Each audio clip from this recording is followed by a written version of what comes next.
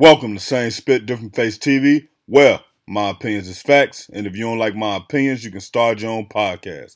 And it's free, so don't forget to spit on the like button, the subscribe button, and the notification. Spit Squad, Vybz Kartel to be released after the Court of Appeal unanimously decided against ordering a retrial for the 2011 murder of Calvin Lizard Williams. We conclude that the interest of justice does not require a new trial to be ordered, the court read. The court cited the psychological and financial effect that it would have on the appellates, referring to the health conditions of Vybz Kartel. In 2003, a sworn medical affidavit a sworn medical affidavit from Kartel's private doctor notified authorities that his Graves' disease and heart condition were getting worse and that he did not get surgery soon, it could be fatal. Kartel has been in prison since he was arrested, along with his 3 co-defendants. In 2011, he was convicted for the murder of Clive Williams, whose body was never found in 2014.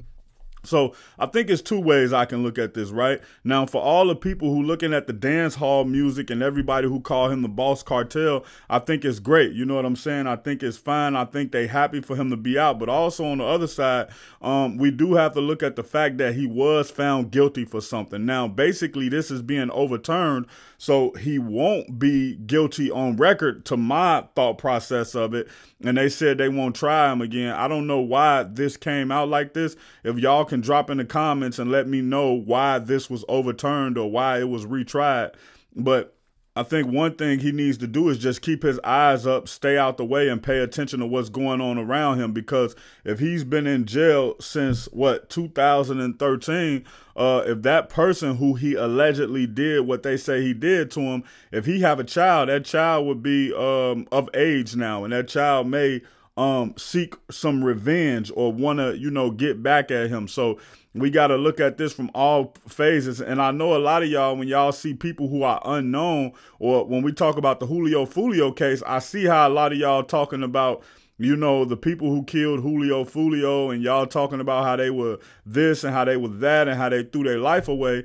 But then when y'all look at people or rappers that are bigger or celebrities that are bigger that y'all like, y'all basically sweep things under the rug that may happen with them, whether it's right or wrong, whether they were just or unjust in the way they were treated. Y'all kind of sweep the allegations or the things under the rug. So, he was freed by the court, so it's not on me to pass judgment on him. I'm just giving y'all 2 different sides of the coin of the way I look at it and the way a lot of other people may look at it as well. The guy who basically ended up getting killed, he has family out there. He has a mother. He may have kids. He has aunts. He has sisters, uncles, all of that.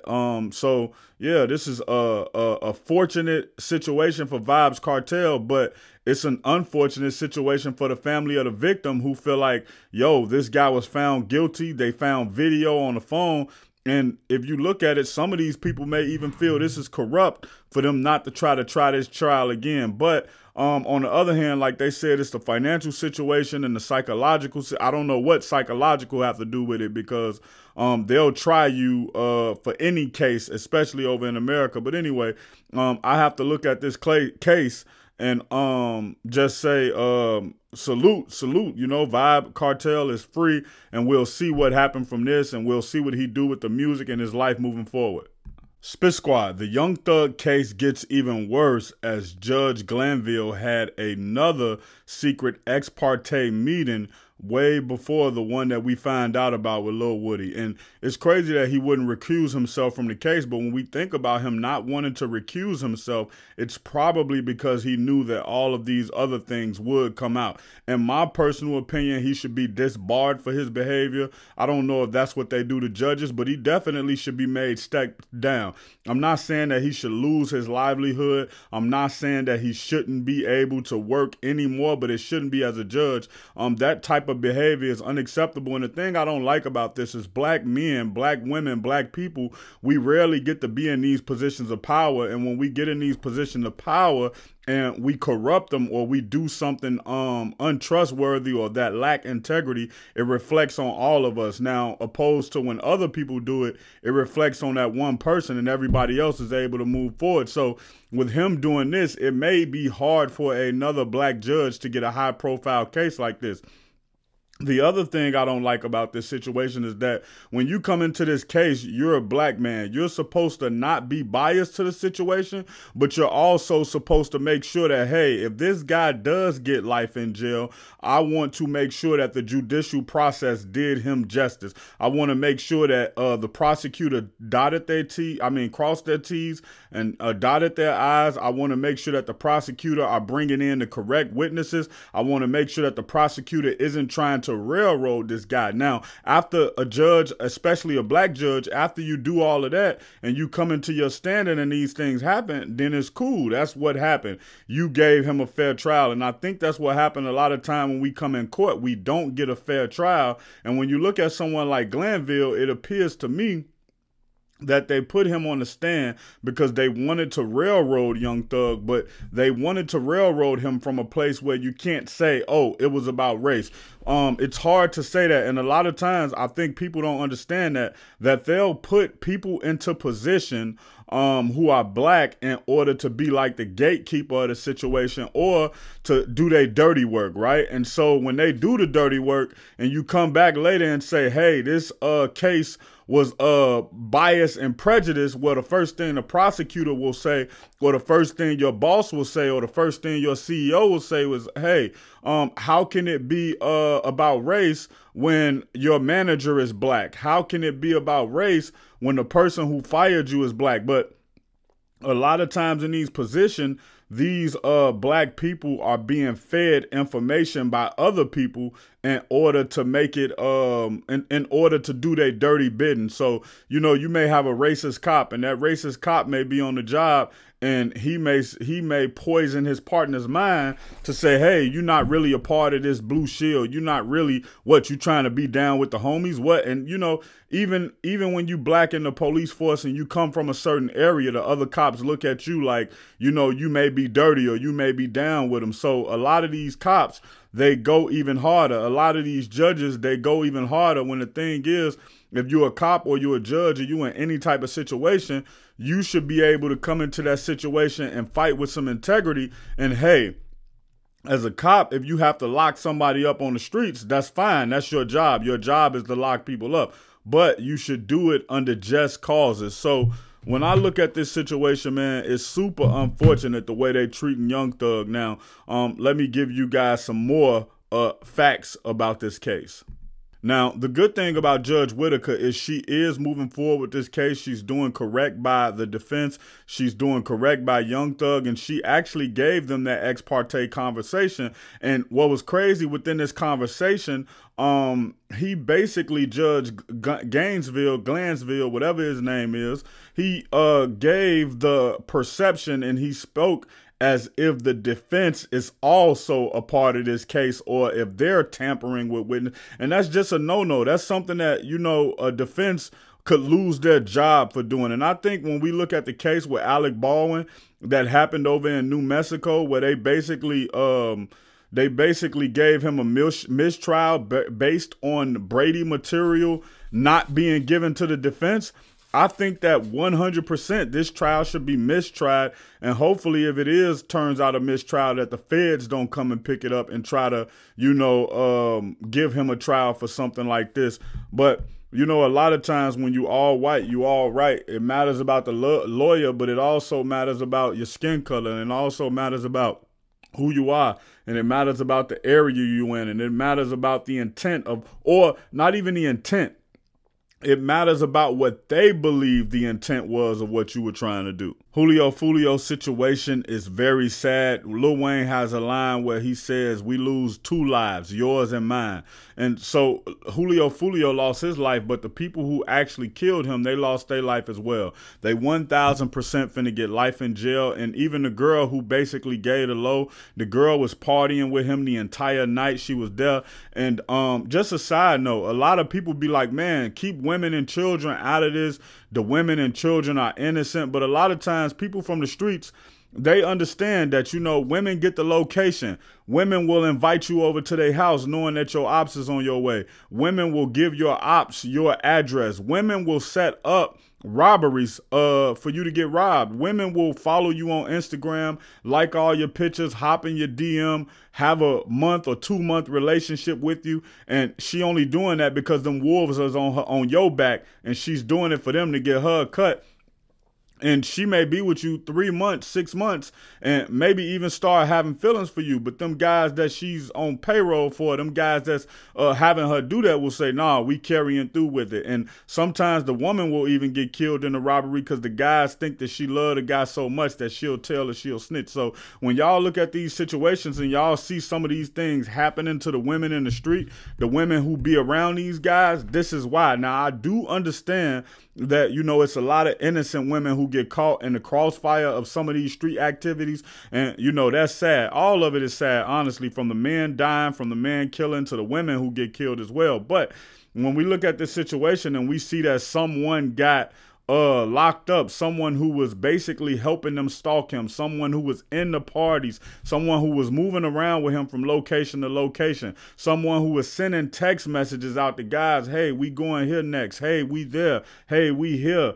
And that is being relayed to other people. The fact that they went all the way from Jacksonville to Tampa to do this, man, prayers go out to the people, you know, who coming up under them. Hopefully they can learn from this and do better. And I tell y'all, if y'all have never heard me say it, I say in the next 5 to 10 years, it's going to be impossible to get away with crimes. And I literally said this 5 years ago when I first started this channel, right? So when we looking at this situation and we looking at everything that's going on, we have to understand that, you know, it's license plates readers, it's cameras everywhere. The camera's going to catch your car. The camera's going to catch your face through the windshield. When we look at the cell phone, it's cell phone data and towers that ping your cell phone. And you shouldn't do crime, but if you're going to do crime, don't make it that easy. Like, you're following him around. You went to the hotel. You texting back and forth between everybody, like these text messages can't be seen.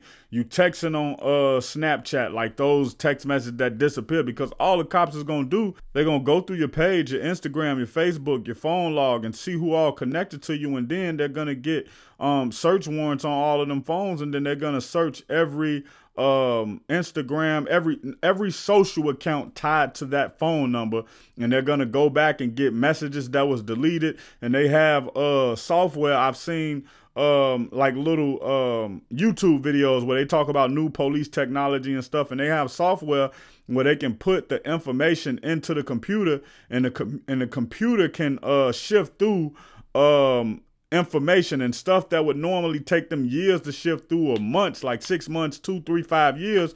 They put it through that computer pull out all relevant words and go through it like that. So an example of that is, let's just say they get 1 million messages between 2 people from opposing sides, and another person got killed, right? So they get messages, and these people have been messaging each other back and forth on social media. Let's just say Instagram, for the sake of argument, for 5 years. So in 5 years, you can have 2 million messages back and forth. Yeah, all right, okay, what's up, where you at, I'm pulling up, all of those. It ain't got to be extensive conversations. And then they type in, hey, pull out every time they mention the gun. Or they type into the computer, pull out every time they mention offender F name, and now they get it highlighted and pulled out. So now, instead of having to go through all of this information, now 2 million messages turn into 100 messages, and now that's much easier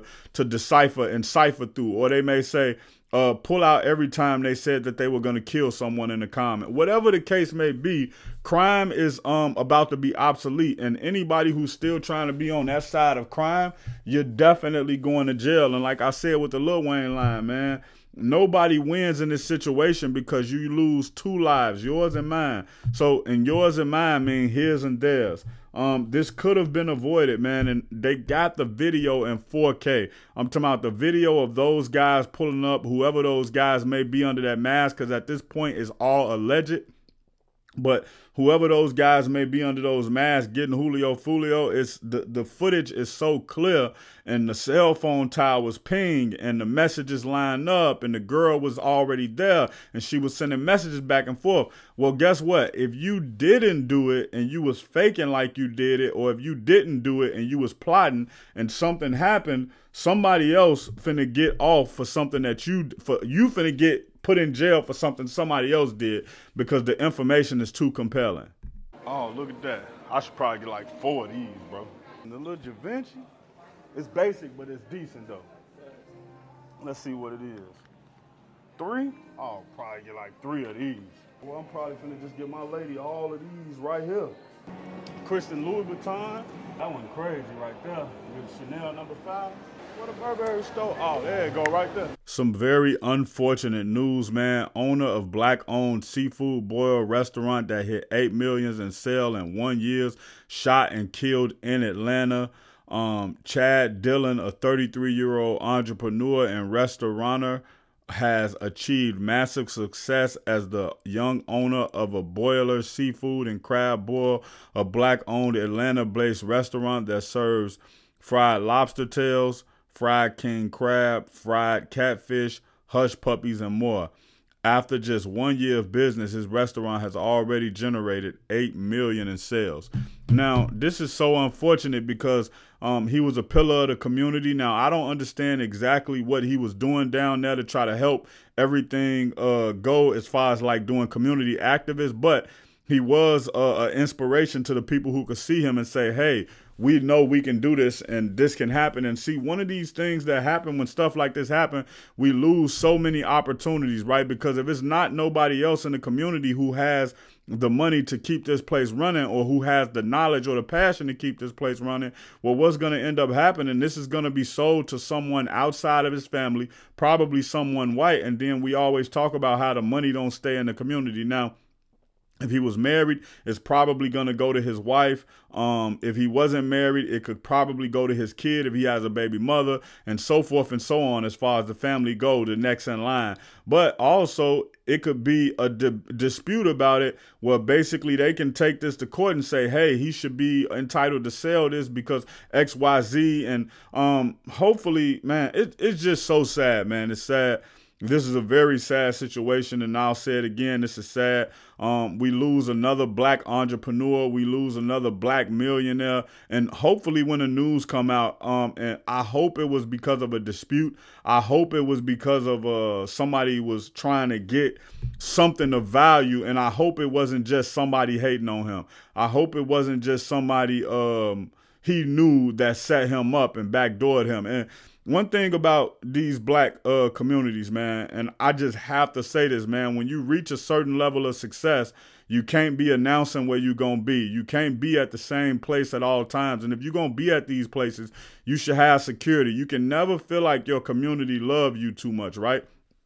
And I'm not saying that your community don't love you. I'm saying that it could be just that one person in your community who's not happy with your success. It could be that one person in your community who could say, oh, bro never gave nothing to me, I don't care about him. It could be one person in your community or from outside of your community who could say, man, I'm going to go get bro getting the bag. We need that. Or it could be that one person that asked you for a job. You gave him a job and you had to get rid of him. It could be that one person that you did everything for in their life, and you know the entitlement in them is mad at you when they should be mad at themselves for not taking the opportunity of the same advantages. I mean, taking advantage of the same opportunities that was presented to you, man. So rest in peace to this man. This is so unfortunate. Rest in peace to 33-year-old Chad Dillon.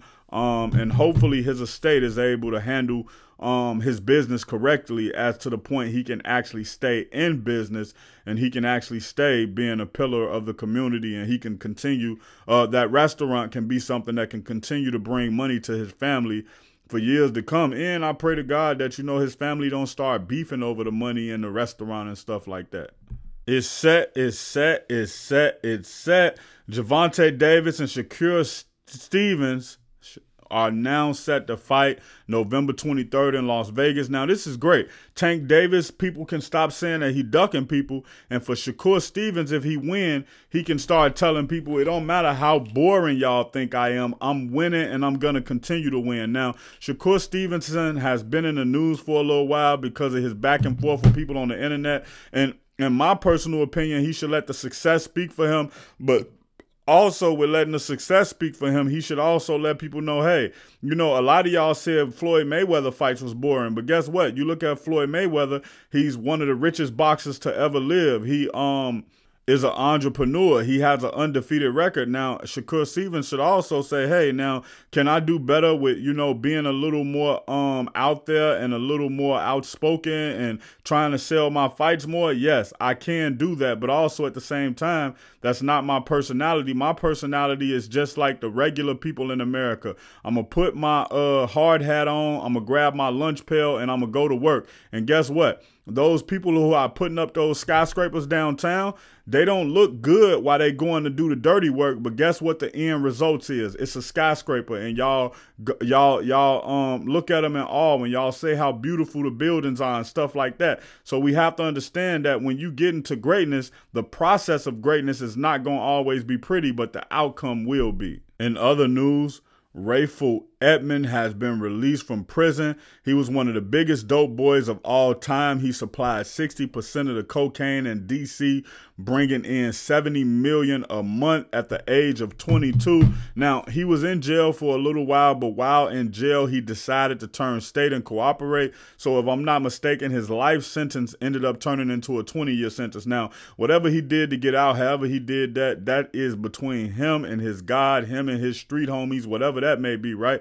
But hopefully he gets out and he starts to give back to the community. Hopefully he speaks to these kids at these schools. Hopefully he let the kids know, hey, I was making XYZ then, but now I'm here in front of y'all and I sat 20 years in jail and I ended up having to betray my friends and I ended up having to go against all the morals and principles that I said I stood for. So a lot of times when these guys get out of jail, man, they double talk about how their life was. So in one instance, they say they trying to save the kids, but then in the other instance, they say, yo, I don't regret nothing I did. I was getting this amount of money. And, you know, if I was able to put in a position to do something today, this is how I would do it. And, you know, I could take over if I, like, you know, a lot of these guys get out of jail and they say, they rehabilitated, but rehabilitation starts in the heart, and then the heart leads the mind, and then the mind leads the actions. So a lot of these guys not rehabilitated, they just know how to manipulate the system like they did at one time. Now,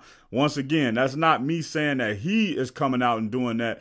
I'm just giving an example where some of these guys have come out and done, and I just hope that Rayful was able to come out and make a positive impact on his community. I mean, when you at 22, when you able to bring in $70 million a month, which I don't know if that number is inflated or not, but if you or deflated, but if you able to bring in $70 million a month as a 22-year-old, that means that you have the power to run be a CEO of a Fortune 500 company. That means you have leadership ability. That means you charismatic. That means you know how to get things done. That means you know how to interact with people from different backgrounds. So hopefully he can use that to be able to bring people together. And one example of somebody who does a great job of this, so it's an ex-Latin King gang member, and he started in Chicago, if I'm not mistaken, or actually he's from New York. But either way, man, he does a lot of great work in the community. He tries to keep kids off the street. He tries to keep kids out the gang, and he never glorifies his old life. Every time you hear him talking about his old life, he say he was dumb. He say he wish he never did it. He say the things he done, he can't take them back, but he can move forward and do better. And that's the type of energy you should have as a man when you really trying to make change in your community. community. When you really trying to go back and give and do better, you don't have to go back and say, yeah, I could do X, Y, Z. And if you play with me, this and that, no, that's not the energy you should have. Now, as a man, obviously, you should and will protect yourself, but you got to go back into these communities and actually help rebuild these communities. Don't rebuild in one aspect, but then destroy in one aspect by, you know, teaching the wrong information or teaching the right information incorrectly. Hoodie Mello, his son is official. He's the #1 player of the 2025 class. In my personal opinion, he's better than Carmelo Anthony was at this age. For some reason, Carmelo Anthony think that he is better than his son at his age. It's impossible. His son was able to have the right guidance. His son was able to have the right upbringing. His son was able to have the right diet. His son was able to, you know, be able to be in a place where all he needs to do is work and focus on his game. He don't have to focus on trying to get his family out the hood. He don't have to worry about running around with people from the hood. He don't have to worry about fighting. He don't have to worry about the grimy people trying to do things to him. He got a great team in his corner from a young age. He got the best trainers from the young age. So in my personal opinion, his game speaks volumes. And maybe it's the internet era, but to me, it appears that he's doing way better than Carmelo Anthony was doing at this age, especially being ranked #1. Now, we do know that Carmelo went on to Syracuse and he went on to have a good career there, but in my personal opinion, before he got to Syracuse, it was a lot of questions about his game and what he can do. He got there and turned up, and that's great.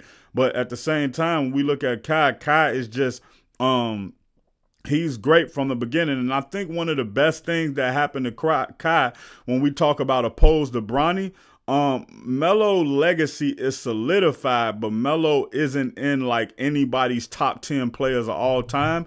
So by that standard, Carmelo Anthony has a superstar name, but he's not really considered a superstar player in a lot of people's mind. So the good thing about it is Kiyah can actually come into this and he don't have any of that stipulation of Melo on him. He can just go into it and make himself and be himself. Once again, this is Fairplay 2333 of Same Spit, Different Face Podcast. Well, my opinions is facts, and if you don't like my opinion, you can start your own podcast. And if you do like my opinion, click the subscribe button and follow me on all platforms. Peace.